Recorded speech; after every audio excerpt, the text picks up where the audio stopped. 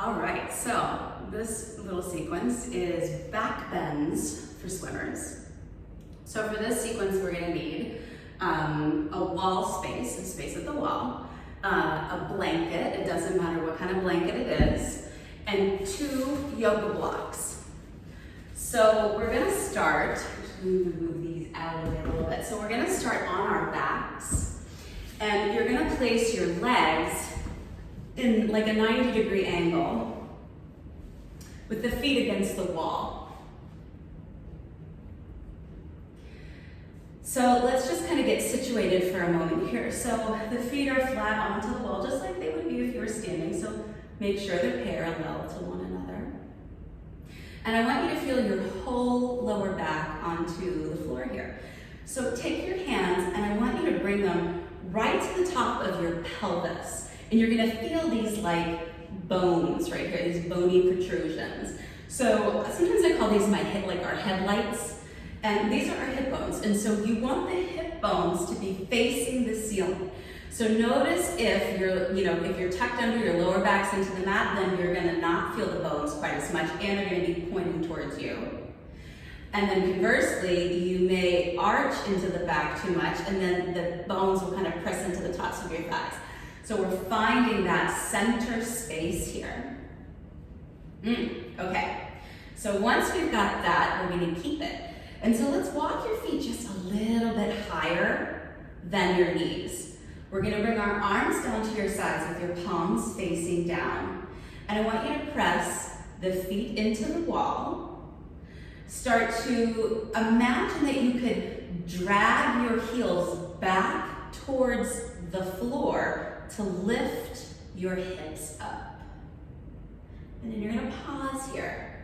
So where do I want you to feel this pose? I want you to feel it in the backs of the legs and in the glutes. So you're squeezing your butt, your shoulders are back. Make sure that your shoulders aren't kind of like crunching forward. They're back onto the mat, palms into the floor. So to lift up, you have to press the feet into the wall and kind of drag your heels back energetically towards the floor. All right, so let's come on out of this. You're gonna roll down 1 vertebrae at a time. Okay, let's do that again. So we're gonna press the feet into the wall, drag those heels back, lifting the hips up. It's a nice shoulder opener too. It's like a bridge pose, right? But we just switched gravity. Okay, let's roll back down. And the whole time that you are moving, you are breathing, of course. In yoga, we breathe in and out through the nose. So again, feet into the mat, drag the heels back, really feeling the backs of those legs, power up here. And then all the way back down. Lovely. Okay, so just as an added bonus, let's keep that left leg here and I want you to reach that right leg up and just make some circles. So after you engage into the hamstrings, the back of that leg, it's nice to stretch it out a little bit. Okay, switch sides. Yeah.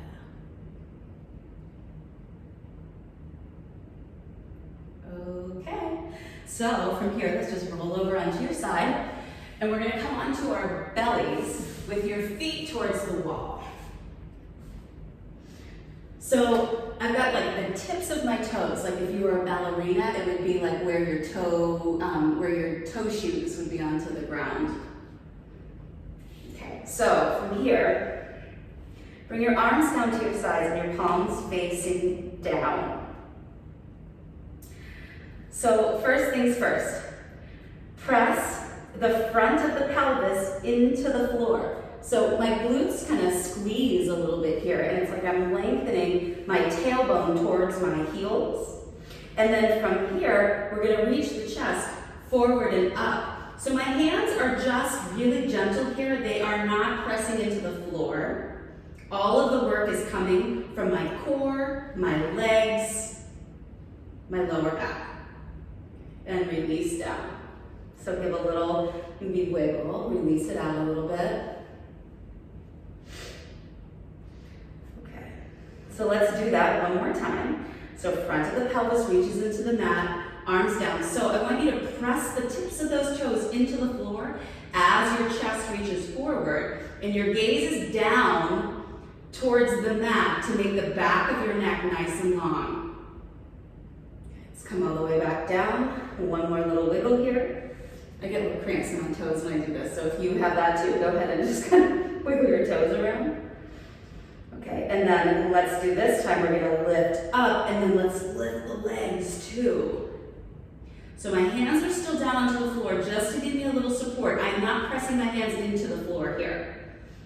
And then let's just do little flutter kicks. So back of your head is nice and long, squeezing the glutes, little kicks here, breathe. Your legs are so strong as you're reaching your chest forward. Okay, and then let's come all the way back down. Ooh.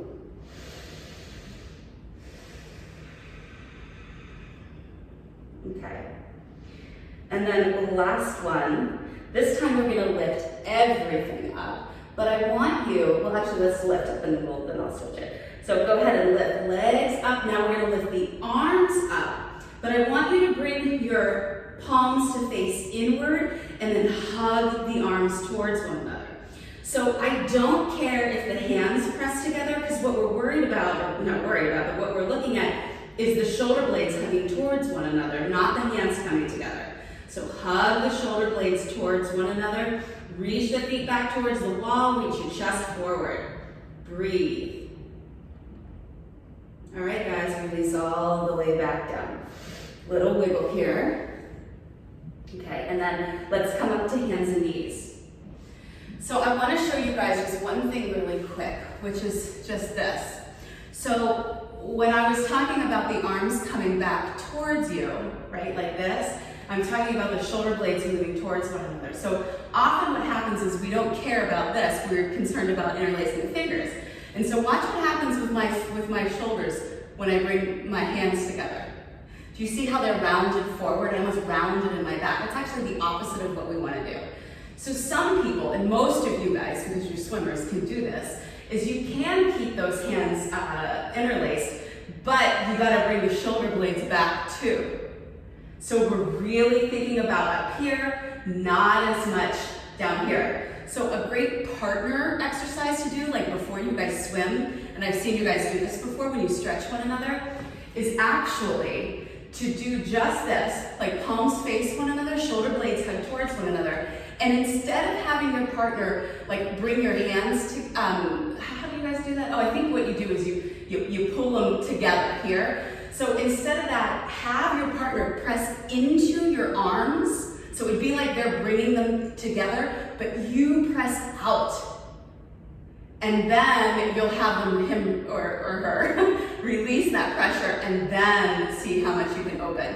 So I think that would be a really nice way, because one of the ways that we prevent injury in yoga is that we go to like our end range of motion. So it would be like our end point of flexibility, and we strengthen there. So that would be a really great thing for you guys to do. Okay, so the last thing that I want to show you in this back bend sequence is how to do a wheel pose. I'm not sure what you guys are calling that, but I know I've seen it in a dry leg. Just to give you a little more support, so some variations for that. So the first variation would be just a simple bridge pose. So here is a bridge pose, arms down to your side, feet pressing down, and then we lift up. It's the same thing that we just did against the wall. I'm squeezing my glutes though.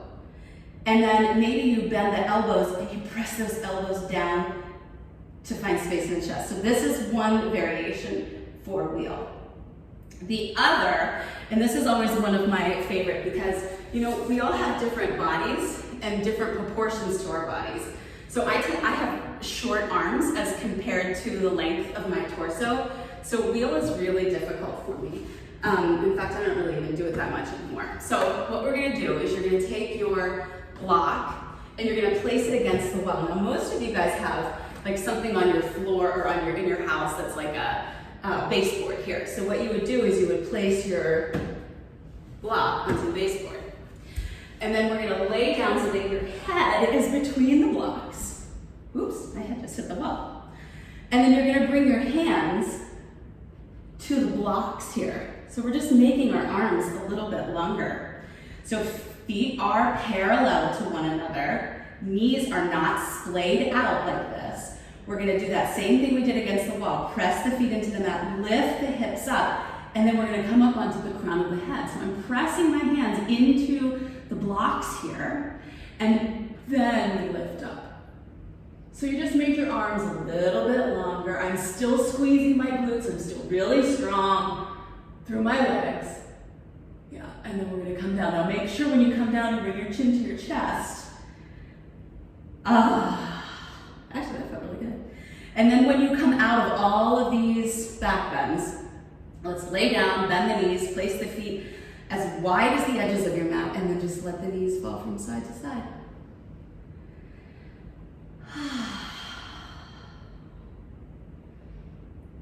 Okay.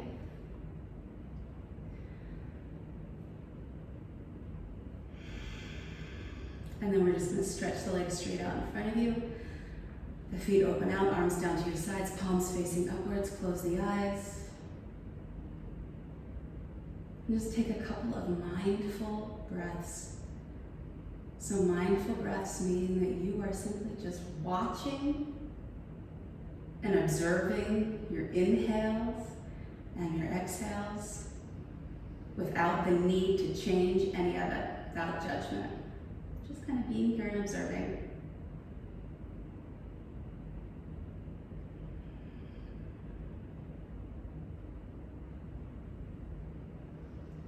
Thank you guys for playing with me again.